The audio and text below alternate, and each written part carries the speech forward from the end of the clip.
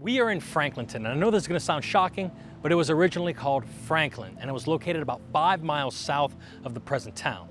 First, go to our subscriptions page at the very top of our profile here, or go to patreon.com/LouisianaDread and subscribe to gain access to exclusive content.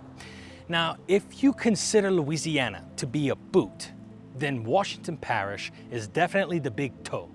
Washington Parish is named after George Washington, while Franklin was given the name in honor of the great American Benjamin Franklin. Here, you won't hear the accents like mine or other Cajun or Creoles, but instead the accent is more akin to the typical Southern American dialect.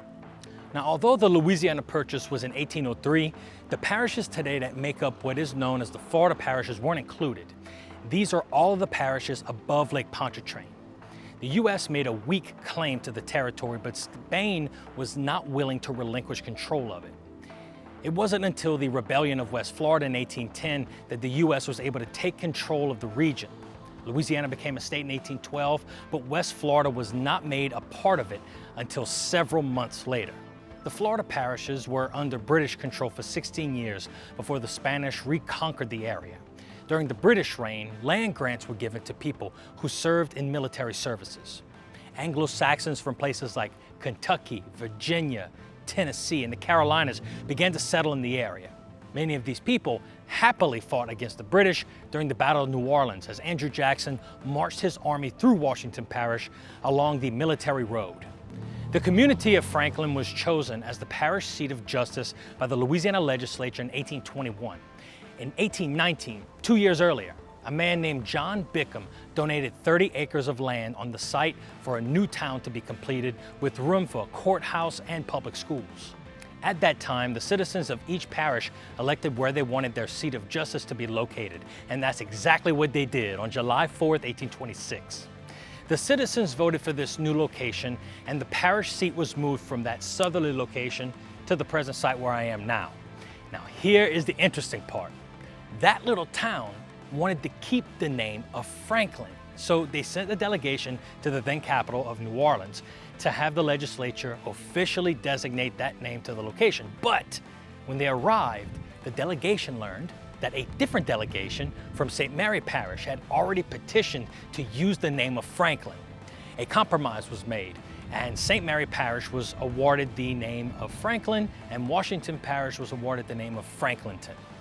Then Governor Thomas Overton Moore officially signed Act 96, which incorporated the town of Franklinton and had an astounding 17 residences in 1860. The courthouse commonly kept all of the records from the town, but the Franklinton courthouse burned twice, once in 1854 and again in 1897, and nearly all of the town's records were destroyed. A far worse atrocity would occur in Franklinton in 1935.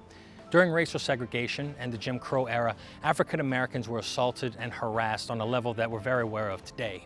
And a black man named Jerome Wilson was accused of killing a local deputy sheriff named Delos Wood in a gunfire at Wilson's home.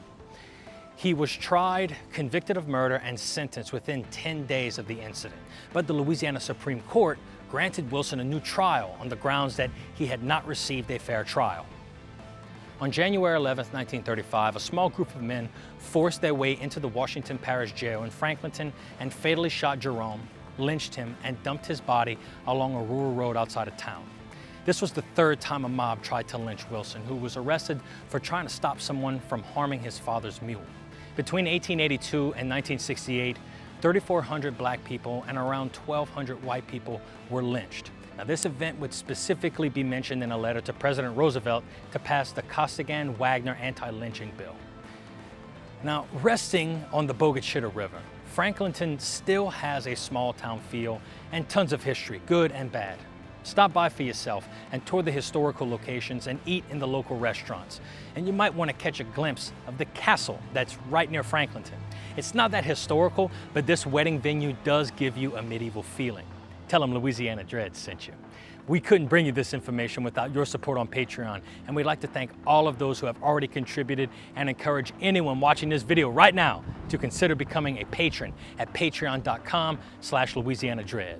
For more Louisiana history, horror, folklore, and culture, be sure to subscribe to our YouTube channel and our Instagram profile.